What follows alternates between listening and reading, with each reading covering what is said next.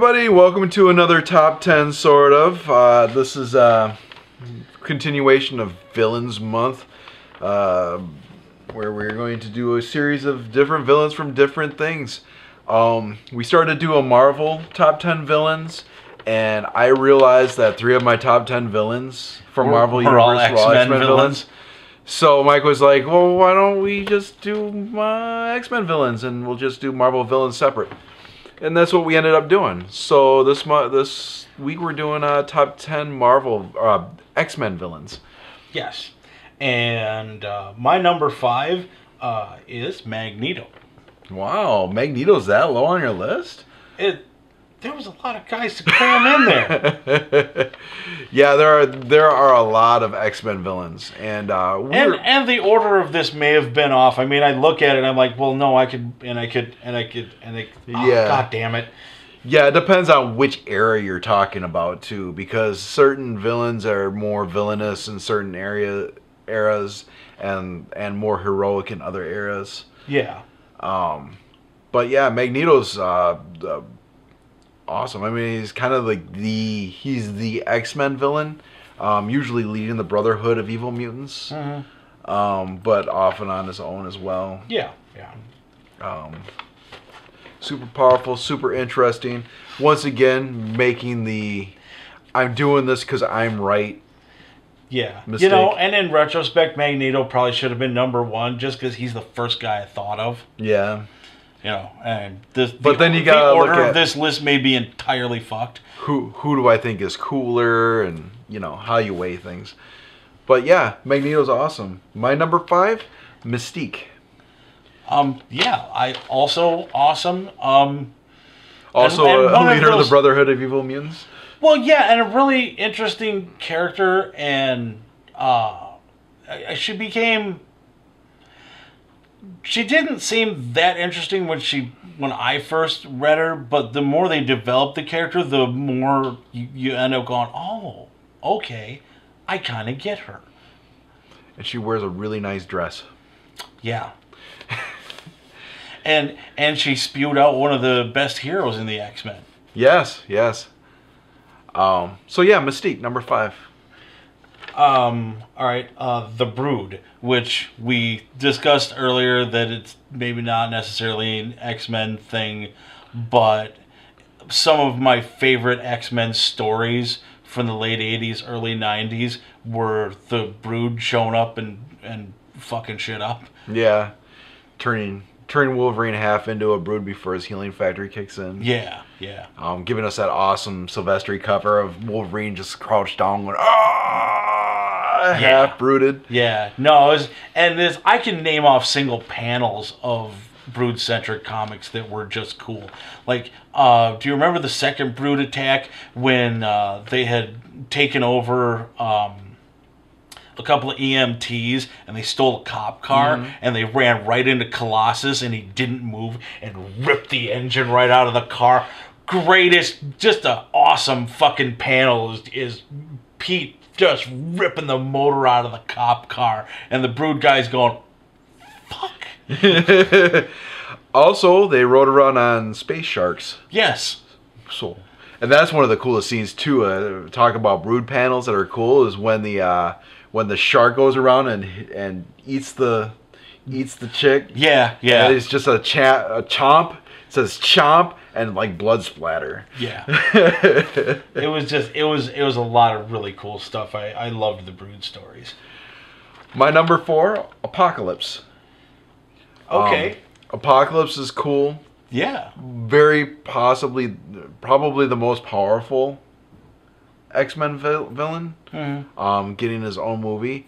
But when I think of storylines that I love, Apocalypse is his 2 main storylines fall kind of short from the other some villains. of the other major storylines. Yeah, I mean, I love the 4 Horsemen of Apocalypse, and I love the Age of Apocalypse, but not as much as the story arcs for my top 3. Yeah. All right. Okay. The Shadow King. Oh, Faroud. You know, it's and probably not like, you know, a high flash villain, but he was like the one guy that could really fuck with Xavier. Mm-hmm. Yeah, and Xavier. Yeah, I mean, yeah, Shadow King has had some really interesting storylines, and like you said, I mean, he adds a lot of character. Professor Xavier. Mm-hmm. Professor Xavier kind of comes off as kind of a Cold. yeah, but when you add in the fact that he's facing the Shadow King, it adds a lot of character to him. Yeah, because he kind of becomes the guy in that group who's the most capable of taking on that particular villain. Mm-hmm. You know, just because he's such a powerful psychic, and most of the rest of the group really can't cope with the Shadow King. Mm-hmm. My number 3 is Dark Phoenix. Okay, yeah. You take Jean Grey, you kill her, you have somebody else impersonate her, and that person who's impersonator happens to be one of the most powerful beings in the universe. And just loses Throw in control. a dash of crazy. Yeah, loses control of themselves because of trying to deal with the human emotions. Mm-hmm. And then the Shi'ar show up and they are like, no, we got to kill her. And Yeah, she's like, oh, hell no. Everything gets all starts fucked wiping up. out everything, but then she feels that love for humanity and decides to sacrifice herself. And it just creates this fascinating story arc, which is it's easily one of the best story arcs, as long as it's not done on film by a certain director. Yeah. In the Marvel universe. Yeah.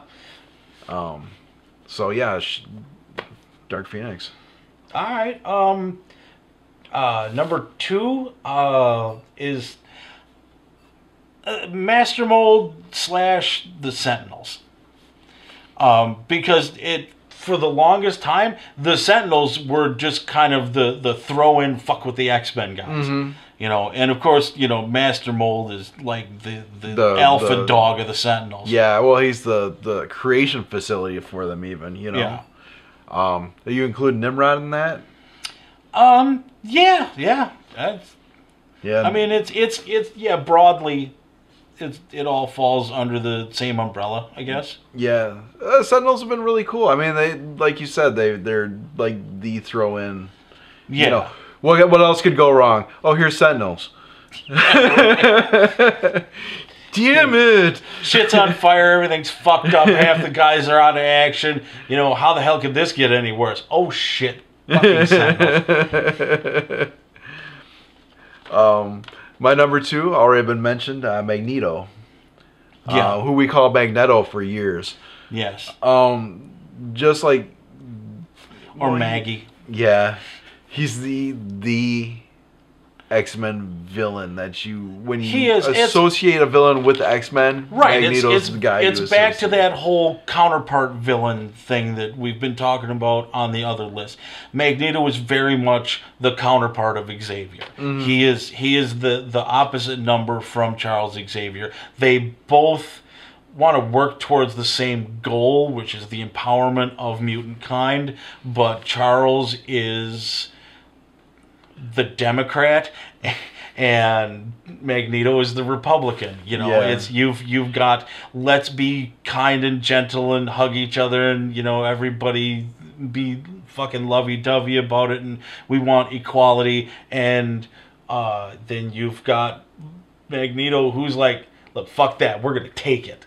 Well, look, we've got these amazing powers. Fuck normal humans. Don't treat us like shit.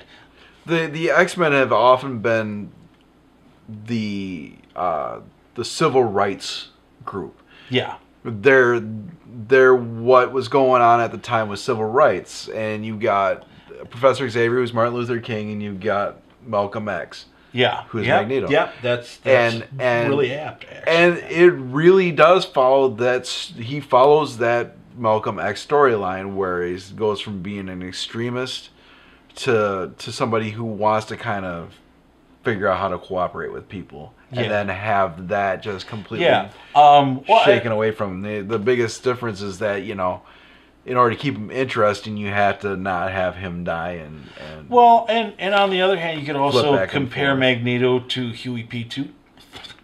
Newton leading the Black Panthers. Mm-hmm. We're taking respect by force. Mm-hmm.